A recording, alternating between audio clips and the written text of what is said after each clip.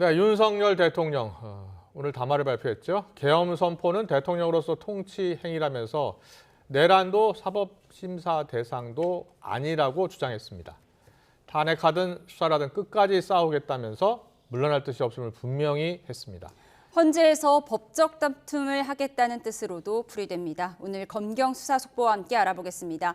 YTN 김영수 기자, 손수호 변호사와 함께 긴급 담화 내용과 계엄 수사 상황 조목조목 따져보겠습니다. 어서 오세요. 어서 오십시오. 네, 네, 어서 오세요. 네, 먼저 손수호 변호사께 물어보겠습니다. 오늘 대통령 담화가 내란을 부인하고 있고요. 그죠? 네. 그리고 탄핵 소추가 들어와더라도 대응하겠다, 법적 다툼을 하겠다 이렇게 읽히죠? 그렇습니다. 예. 제 귀에 가장 강력하게 꽂힌 단어는 맞서겠다입니다. 맞서겠다. 네, 예. 맞서겠다고 했거든요. 예. 이것은 정치적으로도 또한 법적으로도 본인의 행위에 잘못이 없다는 확신을 적어도 대외적으로는 하고 있는 것이 아니라는 생각이 들고요.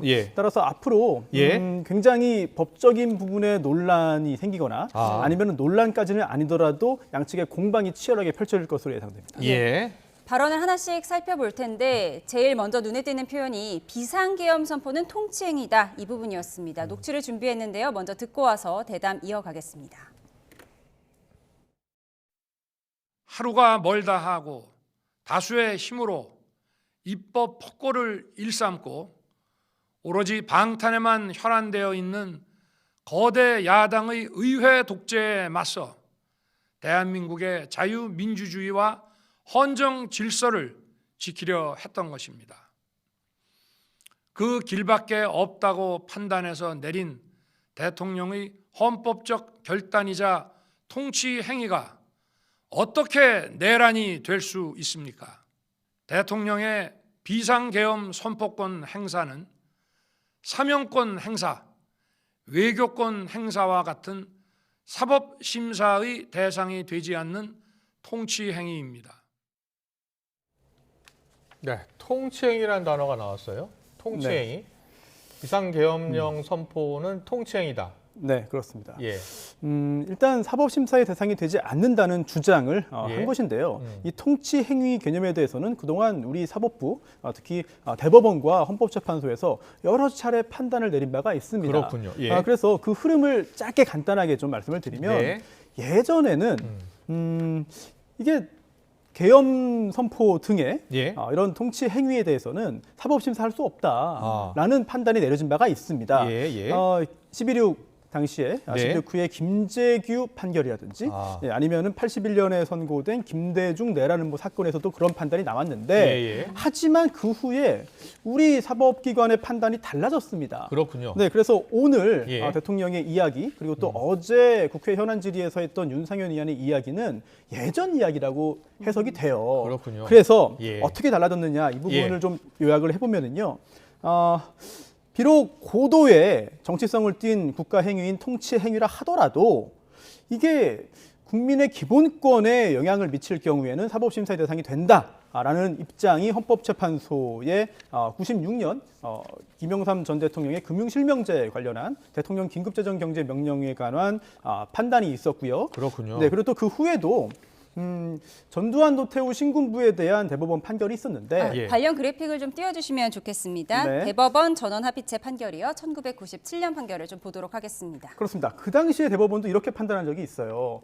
고도의 정치적 군사적 성격을 띠고 있는 대통령의 비상계엄 선포 또는 확대에 대해서는 원칙적으로는 사법적인 판단을 할 수가 없다라고 보았는데요. 하지만 예외가 있습니다. 다음 그래픽을 보여주시죠. 네, 비상계엄의 선포나 확대가 국헌 문란의 목적을 달성하기 위하여 행하여진 경우 이런 경우에는 법원은 그 자체가 범죄 행위, 즉 내란 등이 되겠죠. 여기에 해당하는지 여부에 대해서 심사할 수 있다라고 판단을 한 바 있고요. 그리고 또 누가 보더라도 헌법이나 법률에 위반하는 것으로서 명백히 인정될 수 있는 등의 어떤 특별한 사정이 있는 경우에도 역시 이 통치 행위에 대한 사법 심사가 이루어질 수 있다는 입장을 낸 바 있습니다. 그렇군요. 문구를 잠깐 볼게요. 폭력에 의해 헌법기관 권능 행사를 불가능한 하게 하는 정권 장악 행위는 용인될 수 없음. 이 부분이 또 쟁점이 될 수 있겠는데요. 그렇습니다. 예.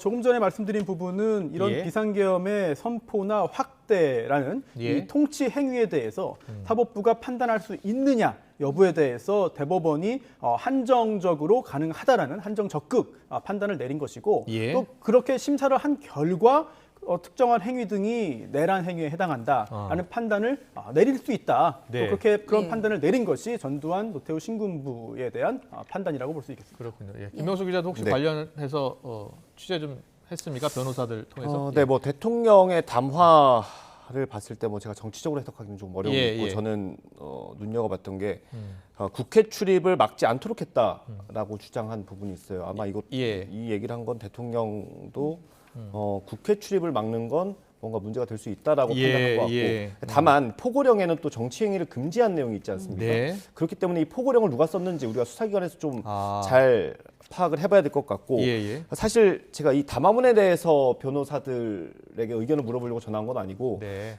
대통령에 대한 수사 방향 그러니까 어떻게 수사를 해야 될지에 대해서 좀 궁금해서 전화를 해봤는데 예, 오늘 예. 담화 내용을 변호사들이 직접 언급을 하더라고요. 2명 정도가 오늘 담화를 보니까 대통령이 일단 혐의를 일체 부인하고 있고 그리고 증거를 인멸을 할 우려가 있어 보인다. 예. 그래서 긴급 체포를 판단하는데 좀 허들이 하나 있었던 게 긴급성인데 예. 긴급성이라는 퍼즐이 좀 맞춰진 것 같다라고 아, 했어요. 그러니까 오늘 담화가 오히려 긴급 체포할 수 있는 요건을 마련해 줬다는 거예요? 그렇게 해석을 할 수도 있다라고 보더라고요. 예. 어떻게 보셨어요? 네, 그런 해석 충분히 가능해 보이고요. 예. 하지만 수사기관에서도 너무 성급하게 서두르기는 힘들어 보입니다. 어떤 왜냐하면 점에서요? 비록 긴급성이 당연히 인정될 가능성이 있다 하더라도 예, 예. 긴급 체포한 후에 48시간 내에 구속영장을 청구해야 하거든요. 청구하지 않을 경우에는 석방이 됩니다. 예. 그런데 그렇게 해서 풀려난 경우에는요. 영장에 의하지 않는 한 같은 사유로 다시 긴급 체포를 할 수가 없어요. 예. 이런 부분들 만약 그런 일이 발생한다면 대단히 큰 혼란이 벌어질 수 있고 예. 그리고 또 구속영장을 신청 또는 청구해서 과연 발부되겠느냐. 네. 또 발부된다 하더라도 그 후에 이 압수수색도 제대로 되지 않는 상황에서 예. 구속영장을 가지고 과연 집행할 수 있겠느냐 등등의 굉장히 여러 가지 고민들을 수사기관이 하고 있을 것으로 보입니다. 예. 예. 제가 통화했던 변호사들도 그 한계까지 얘기를 해줬거든요. 네. 이게 법적으로는 일단 요건은 되는 것 같은데 한계가 있는 게 일단 긴급 체포의 경우는 영장이 없이 가야 되니까 그렇습니다. 물리적으로 충돌이 일어날 수밖에 없다. 예. 그러니까 경호처와 어떤 물리력이 충돌이 있을 수 있기 때문에 좀 그게 현실적인 어려움이고 또 체포를 만약에 하더라도 이게 사법기관의 어떤 승인이 없이 수사기관이 혼자 독단적으로 판단하는 거기 때문에 나서기가 어려운 부분 그리고 나중에 예. 이게 혹여나 뒤집어졌을 때 예. 윤석열 대통령 측에서는 예. 오히려 경찰이 내란을 했다 아, 이렇게 되치기를 할 수도 있다는 거예요. 그렇군요. 네. 예. 그런 뭐 여러 가지 어려움이 해석이 나오고 있는 상황인데요. 그럼 조금 전에 김영수 씨가 이야기한 그 오늘 윤 대통령의 담화 내용 중에 자신은 이제 국회 출입을 막지 않았다라고 이야기를 했는데 네. 앞서 특전사령관이라든지 관계자들은 본회의장 문을 부수고 국회의원을 끌어내라는 지시를 받았다고 했거든요. 네, 그렇습니다. 이거 서로 완전히 다른 말을 하고 있는 거예요? 사실 30분 정도의 굉장히 구체적인 내용이 담겨 있는 담화였잖아요. 예. 그런데 법적으로 뜯어보자면 예. 사실 상당한 부분에서 허점이 보입니다. 예. 특히 금방 반박할 수 있는 진술들이 상당 부분 이미 나왔거든요. 예. 그렇기 때문에 과연 법적으로 얼마나 의미가 있을지는 개인적으로는 좀 의구심이 드는데요. 예. 그렇다면 도대체 왜 그런 이야기를 했는지 여부에 대해서 짧게 좀 짚어볼 필요가 있어 보입니다. 예. 즉 지금 현재 문제가 되는 것은 앞으로 혹시 모를 그런 헌법재판소의 탄핵 심판이 되겠고요. 그리고 또 앞으로 진행될 것으로 예상되는 법원의 내란죄 등에 대한 재판이 될 겁니다. 네. 그렇다면 똑같은 행위가 정치적으로는 탄핵 사유가 될 수도 있고 또한 형사적으로는 범죄 행위가 될 수도 있는 것인데 핵심은 내란입니다. 예. 내란이냐 아니냐. 예, 그리고 또 예. 특히 형사적으로부터 내란죄냐 아니냐인데요. 제일 처음에 살펴봤던 사법심사 가능성 여부가 첫 번째 관문이 되겠고요. 예. 여기에 대해서 이거는 통치행위니까 사법심사 대상이 아니다라고 윤석열 대통령 측이 첫 번째 일단 장애물을 설치했습니다. 그런데 이거는 쉽게 돌파될 것 같아요. 예. 그래서 두 번째 단계가 뭐냐면 여러 가지 절차를 다 준수했다라는 주장을 할 테고요. 예. 그리고 또 그 다음 세 번째 관문이 뭐냐면 바로 국헌 문란의 목적입니다. 예. 그리고 네 번째 마지막이 제 생각에는 마지막이 될 것 같은 게 바로 폭동 여부인데요. 네. 오늘의 이 내용들 대통령이 내놓은 그 표현을 그대로 옮겨볼 경우에 예. 국헌 문란의 목적을 좀 부정하기 위한 네. 나는 국헌 문란의 목적을 가지고 있지 않았다라는 예. 점을 부각시키기 위한 노력들이 보입니다. 아. 그게 바로 조금 전에 진행자께서 예, 시작하신 예. 그 국회 예. 문제인데요. 예. 만약에 국회의원들이 이 탄핵 해제를 하지 못하게 막으려 했다면 예. 또한 그런 행위를 막기 위해서 노력을 했다면 시도를 예. 했다면 그 부분은 국헌 문란의 목적이 인정될 것입니다. 예. 그렇기 때문에 국회의원들의 여러 가지 활동을 방해하려고 한 것이 아니다. 예. 나는 질서 유지를 위해서 소수의 병력을 짧은 시간 동안 잠시 국회에 보냈을 뿐이다. 예. 라고 상당히 좀 강변을 하는 것이고 또 예. 하나가 국회 기능 정상화 목적이라는 말을 합니다. 네. 예. 즉 이게 국헌문란의 목적이 아니라 국회에 대한 경고 목적 아. 그리고 또 국민들께 망국적 상황을 호소하는 불가피한 비상조치 등등 예. 이런 표현들은 국헌문란의 목적을 받지 않기 위한 어떤 조치 그렇군요. 노력이 아닌가라는 생각이 들고요. 예. 또 국회의 질서 유지를 위해 군을 투입했다. 국회의 해제 요구를 즉각 수용했다. 즉각 철수를 지시했다. 그리고 또 2시간짜리 내란이 어디 있느냐 예. 등등등 국헌문란의 목적을 부정하기 위한 어떤 여러 가지 표현들, 용어들이 상당 부분 곳곳에서 눈에 띄는 것 같습니다. 예, 변호사님 말씀하신 병력 투입에 대한 이야기, 오늘 이에 대한 언급이 있었는데요. 먼저 듣고 와서 대담을 이어가도록 하겠습니다. 소규모이지만 병력을 국회에 투입한 이유도 거대 야당의 망국적 행태를 상징적으로 알리고 계엄 선포 방송을 본 국회 관계자와 시민들이 대거 몰릴 것을 대비하여 질서 유지를 하기 위한 것이지 국회를 해산시키거나 기능을 마비시키려는 것이 아님은 자명합니다. 300명 미만의 실무장하지 않은 병력으로 그 넓은 국회 공간을 상당 기간 장악할 수 없는 것입니다. 병력이 투입된 시간은 한두 시간 정도에 불과합니다. 도대체 2시간짜리 내란이라는 것이 있습니까? 질서 유지를 위해 소수의 병력을 잠시 투입한 것이 폭동이란 말입니까? 결국 폭동 여부가 내란죄의 주요 요건이 되는 거잖아요. 그렇습니다. 좀 전에까지 말씀드린 게 이제 국헌문란 목적이 없었다는 것이고요. 왜냐하면 내란죄는 목적 범위이기 때문입니다. 그리고 마지막으로 방어를 하려고 하는 것이 바로 이 폭동인 것 같아요. 왜냐하면 내란죄는 폭동을 일으켜야 됩니다. 폭동을 해야 됩니다. 예, 근데 이 폭동이라고 하는 게 가장 넓은 의미의 폭행 또는 협박이기 때문에 충분히 인정될 가능성이 상당히 있어 보이는데요. 예. 하지만 그래도 폭동이 아니라고 인정받기 위해서 어떤 특정한 지역에서의 여러 가지 좀 혼란을 야기한 것이 아니다라는 예. 것을 보여주기 위해서 당시 병력이 뭐 소수였다, 뭐 예. 300명 정도죠. 그리고 또 실제로 무장을 하지 않았다라는 주장을 하고 있습니다. 또한 병력을 실제로 투입한 시간도 한두 시간 정도에 불과하다라고 주장을 하는 것이죠. 그리고 상당 기간 장악할 수 없었다. 애초에 예. 상당 기간 동안 장악할 수 없는 것이었다라고 주장을 하고 있는데 이것도 굉장히 중요한 부분입니다. 왜냐하면 전두환 노태우 신군부 판결 당시에 우리 대법원이 이렇게 말했어요. 내란죄의 구성 조건인 폭동은 그 정도가 한 지방의 평온을 해할 정도의 위력이 있음을 예. 요하고요. 예. 그리고 또한 실제로 국회라는 어떤 헌법기관의 기능을 완전하게 뭐 행사할 수 없게 하거나 또는 기관을 완전히 없애는 정도만을 요하는 것이 아니라 사실상 상당 기간 그 기능을 제대로 할 수 없게 만들면 된다라고 하고 있거든요. 예, 예. 그렇기 때문에 이거를 정확하게 반박하기 위해서 이게 어떻게 상당 기간 장악할 수 있는 것이냐라는 네, 네. 표현을 썼는데요. 예. 이게 법정에서 공방을 주고받는 것보다 오히려 더 명확하게 법정인 쟁점에 대한 공방이 펼쳐지는 느낌이 들 정도로 그렇군요. 굉장히 예. 특이한 담화였습니다. 알겠습니다. 손수호 변호사가 이제 대통령 담화의 주요 내용을 좀 분석을 했는데 그동안요 예. 군 지휘관들 실제로 이 계엄군을 투입한 지휘관, 장병들 특히 이제 군 지휘관들의 증언이 국회에서 계속 있었잖아요. 예, 그렇습니다. 그 증언하고는 좀 다른 것 같아요. 그때 네. 군의 증언은 어떤 거였습니까? 일단 가장 최근에 들어온 소식을 보면 예. 경찰에서도 나왔죠. 조지호 경찰청장 구속영장이 신청이 됐는데 네. 대통령이 6차례에 걸쳐 전화해서 국회의원 체포하라고 지시했다. 6차례에 걸쳐서 예. 전화해서 체포하라고 지시했다. 예, 그렇게 경찰에 진술한 걸로 알려져 있고요. 예. 그리고 앞서 곽종근 전 특수전 사령관도 비슷한 얘기를 했습니다. 예. 국회의원들 다 끄집어내라 네. 이렇게 지시했다는 거예요. 그리고 그에 앞서서는 홍정원 전 국정원 1차장 또 대통령이 전화해서 싹 다 잡아들여라, 정리하라 지시했다는 얘기를 했고요. 네. 하나 더 봐야 될 건 방첩사 있지 않습니까? 예. 방첩사의 수사단장 김대우 수사단장이 국회에서 한 증언입니다. 이건 네. 여인영 방첩사령관이 수방사 구금 시설을 준비하고 체포를 지시했다. 아. 그리고 수방사에 있는 비원 벙커의 구금 시설을 확인하라고 했다고 진술을 했습니다. 여기에 네. 정치인 14명의 이름을 알려줘서 메모를 했고 그걸 압수수색하는 측에게 넘겨줬다라고 얘기를 합니다. 그렇군요. 자, 요약 정리를 잘 해주셨는데 손소 변호사님, 이게 이제 결국은 만약에 이제 탄핵소추안이 통과가 돼서 헌재에서 네. 판단을 하려면 이제 증언이 엇갈리고 있는 거잖아요. 그렇죠. 예, 뭐가 쟁점이 될 것 같습니까?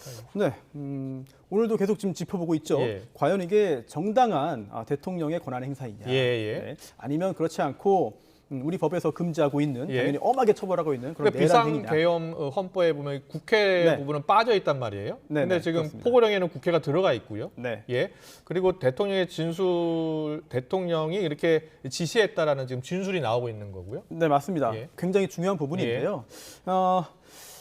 아무리 통치 행위를 하더라도 그 부분이 문제가 있으면 우리 예. 사법기관이 판단할 수 있다는 예, 예. 예가 있습니다. 예. 그건 뭐 부정할 수 없는 것이고요.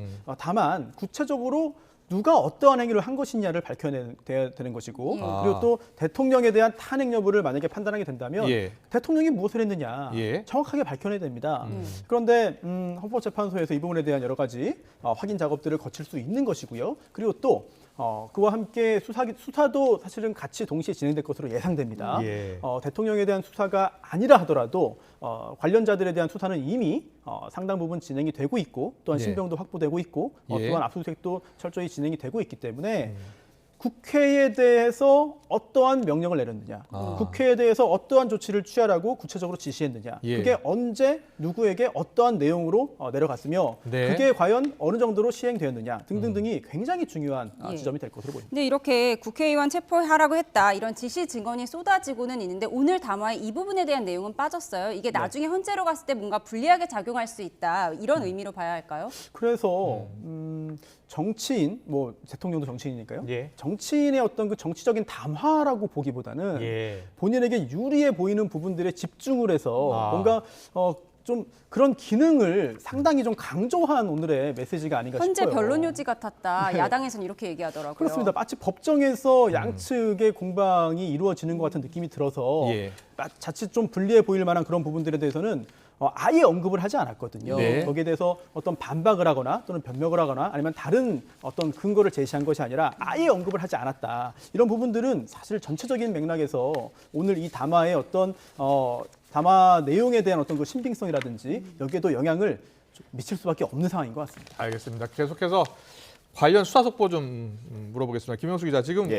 경찰이 어제 대통령실 압수수색을 사실상 하지 못했잖아요. 예. 예.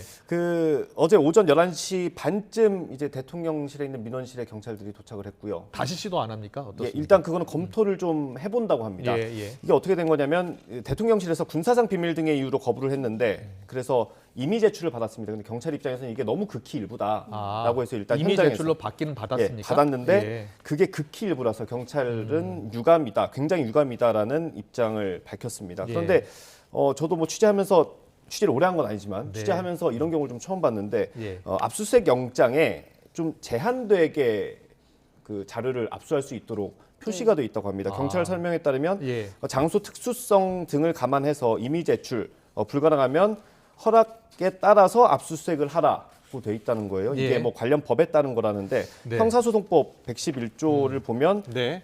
쉽게 설명하면 비밀이면 관공서 승낙 없이 압수하지 못한다 이렇게 돼 있어요. 그래요. 예. 그런데 이게 1항이고 2항에 보면 중대한 이익, 국가의 중대한 이익을 해야지 않으면 또 내주게 돼 있거든요. 네. 그런데 일단 대통령실에서는 이 1항에 대한 부분 때문에 자료를 내주지 못하고 임의 제출만 한 걸로 확인이 됐습니다. 그렇군요. 손소 변호사님, 과거에도 이 대통령실 압수수색 시도가 있었어요. 맞습니다.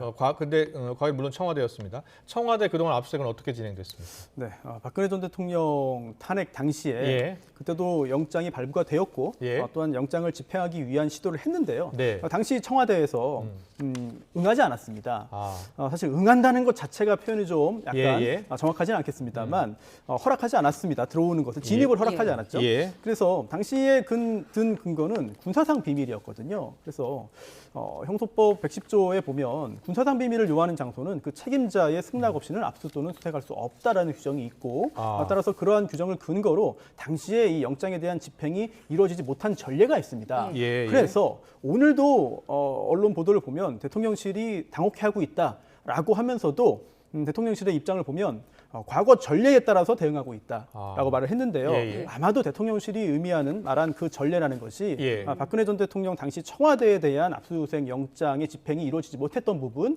그리고 그 당시에 그러한 집행이 이루어지지 않았음에도 불구하고 후속적으로 여러 가지 법적인 책임까지 이어지지 않았던 부분까지 두루 고려해서 현재 대통령실이 대응하는 것으로 보입니다. 예, 그렇군요. 경찰의 예. 대통령실 압수수색에 대해서 알아봤고요. 지금 검찰은 국무위원 중에서 처음으로 조규용 보건복지부 장관을 소환했잖아요. 네. 피의자 신분이라고요. 그렇습니다.